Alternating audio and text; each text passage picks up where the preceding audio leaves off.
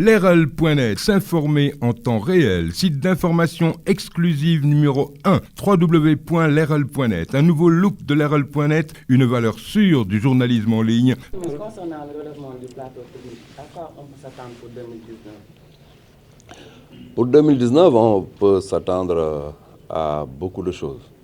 On peut s'attendre à beaucoup de choses parce que nous venons effectivement donc de boucler avec un partenaire un financement extrêmement important sur peut-être 6 régions du pays pour relever considérablement le plateau dans le secteur qui impacte directement sur la santé de la mère et de l'enfant.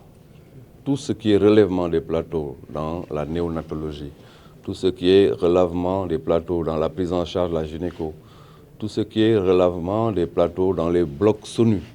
Je crois que tout cela, c'est une grande préoccupation pour nous et nous voulons effectivement, pendant 2019, combler le gap à ce niveau-là. Cela nous paraît essentiel.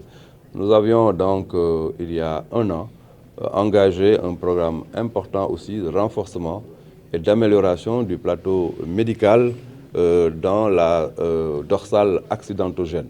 Je crois qu'à ce niveau-là aussi, avec un partenaire indien, nous sommes en train de boucler tout ce qu'il faut pour que le plateau médical de tous les hôpitaux qui sont sur la dorsale accidentogène de Tamba à Dakar soit relevé considérablement.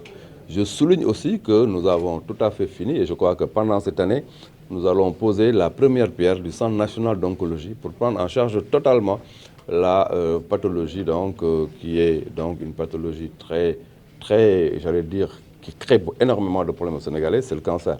La prise en charge du cancer de A à Z par un centre national d'oncologie qui sera situé à Diamniadio est déjà bouclé. Nous avons totalement donc bouclé le processus et Inch'Allah, pendant cette année 2019, nous allons poser la première pierre de ce grand centre.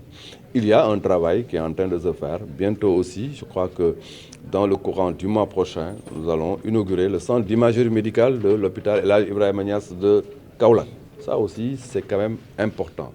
Un chantier est en cours, un chantier énorme de mise à niveau. Nous sommes effectivement sur la voie et Inch'Allah, d'ici 2019, nous allons constater une amélioration nette de ce point de vue-là. On peut aussi s'attendre à moins d'évacuation sanitaire. Oui, en fait, les évacuations sanitaires, on en a moins.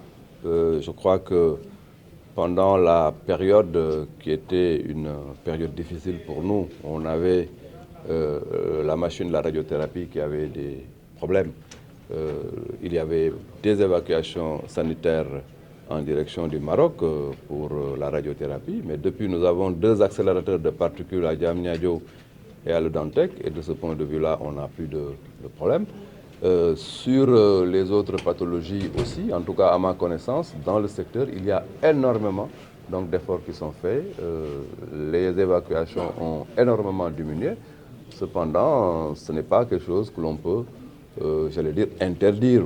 C'est tout à fait dans l'ordre naturel des choses que certaines personnes prennent des initiatives à leur niveau pour envoyer des cas à l'étranger, mais notre système actuellement est un système qui est en train de prendre en charge de manière correcte énormément de pathologies. L'évacuation sanitaire à l'étranger devient effectivement, en tout cas pour nous, dans le secteur, une exception. Seulement des individus, pour des raisons tout à fait personnelles, pour des choix personnels, peuvent effectivement s'organiser pour aller se soigner à l'étranger. L'RL.net, s'informer en temps réel, site d'information exclusive numéro 1, www.l'RL.net, un nouveau look de l'RL.net, une valeur sûre du journalisme en ligne.